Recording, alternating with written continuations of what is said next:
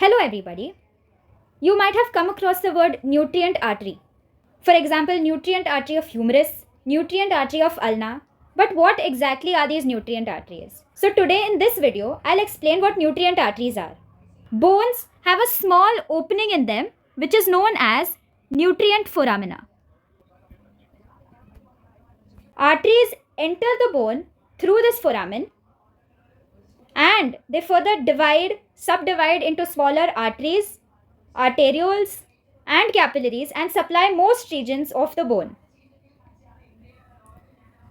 They also supply the bone marrow within the bone.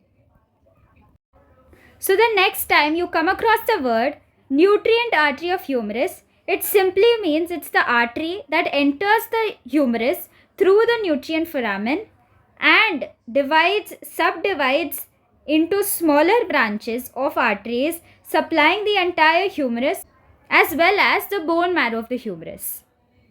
Nutrient arteries are often accompanied with nutrient veins. These are veins that drain deoxygenated blood from the bone. These are nutrient veins. I hope this concept is clear.